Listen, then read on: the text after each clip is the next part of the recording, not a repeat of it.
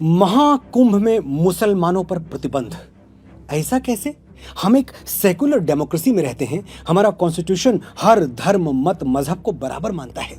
मुसलमानों को कुंभ आने से रोकना गलत है, अनडेमोक्रेटिक है, अनकॉन्स्टिट्यूशनल है, राइट विंग की दादागिरी है। अरे भाई रुको जरा, सब्र करो, पूरी बात तो समझ लो, फिर सही और गलत का जजमेंट देना। मैं सिर्फ 5 सवाल पूछूंगा, अगर एक का भी जवाब हां में आ गया तो मैं खुद सरकार को चिट्ठी लिखूंगा कि सभी मुसलमान भाइयों बहनों को आदर के साथ कुंभ में आने दिया जाए। मेरे सवाल सुनो। क्या इस्लाम मूर्ति पूजा में विश्वास करता है? समुद्र मंथन से निकला हुआ अमृत प्रयागराज में छलक गया था, क्या इस थ्योरी को मुसलमान मानते हैं? क्या गंगा यमुना सरस्वती के त्रिवेणी संगम का इस्लामिक लिटरेचर में कोई महत्व है? क्या मुसलमान मानते हैं कि नागा साधुओं के दर्शन से जन्मों के पाप कट जाते हैं? मकर संक्रांति और मौनी अमावस्या का कोई जिक्र क्या इस्लाम में है?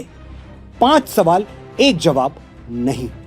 तो फिर मेरे भाई, तुम्हारे लिए कुंभ एक पिकनिक स्पॉट से ज्यादा कोई वैल्यू नहीं रखता, और तुम्हारी ये पिकनिक हमारे लिए 12 वर्षों की लंबी प्रतीक्षा है।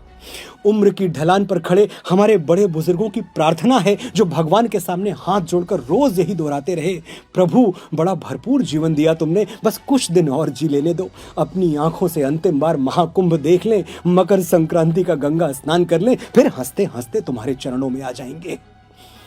चाहते क्या हो तुम? जो थोड़ी बहुत पवित्रता हम सनातनी बचा पाए हैं वो भी दूषित हो जाए? देखे हैं हमने वो वीडियोस, खाने की चीजों में क्या क्या गंदगी मिलाई जा रही है और कौन मिला रहा है। हमारे बाबा थे, 90 साल की उम्र में भी अपना खाना खुद बनाते थे। घर में 4 बहुएं थीं, कहती हम बना दे बाबा, अलग चूल्हे पर बना देंगे। बाबा हंस के कहते नहीं बिटिया, किसी और के बनाए हुए पर विश्वास नहीं होगा, मन तभी मानेगा जब खुद बनाएंगे। ऐसा पवित्र और सैद्धांतिक जीवन जीने वालों को मरते मरते क्या हम किसी का जूठा खिला दें? जिस गंगा के जल में डुबकी लगा के वो निष्पाप होने आए हैं, उसी जल से शुद्धता का विश्वास छीन ले? लिबरल बनने के लिए, 4 सूडो सेकुलर दोस्तों में वाहवाही लूटने के लिए हम अपने साधु संतों, ऋषियों, मुनियों और बड़े बूढ़ों की तपस्या खतरे में डाल दें? क्षमा कीजिएगा, हमसे नहीं हो पाएगा।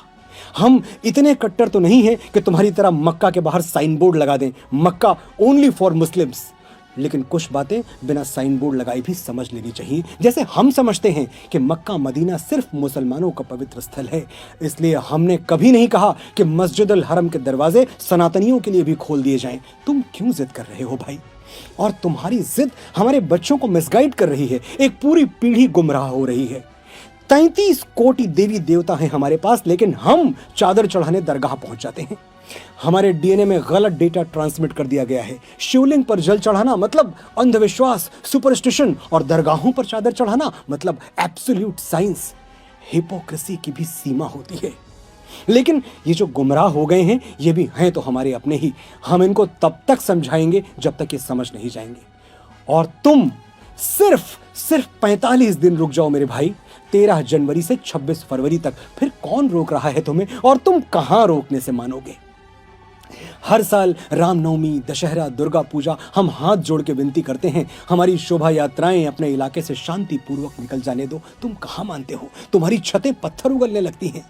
लेकिन महाकुंभ दुर्लभ है, ये अवसर हमें अगले 12 साल तक नहीं मिलेगा, इसलिए ना हम कोई चांस लेंगे और ना किसी की सेकुलर बकवास सुनेंगे। सनातन की सुरक्षा सिर्फ हमारे साधु संतों की जिम्मेदारी नहीं है।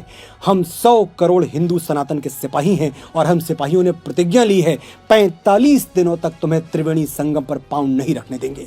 हमारी प्रतिज्ञा का मान रख लो, वरना ये तो जानते ही हो कि अगर हम छत्रपति शिवाजी महाराज के वंशजों ने अपने जुड़े हुए हाथ खोल दिए तो औरंगजेबों को भागने के लिए जमीन कम पड़ जाएगी। सोया हुआ सनातन चैतन्य है, सजग है। वो वक्त कुछ अलग था, ये वक्त कुछ अलग है। जय महाकुंभ, जय संत समाज, हर हर महादेव।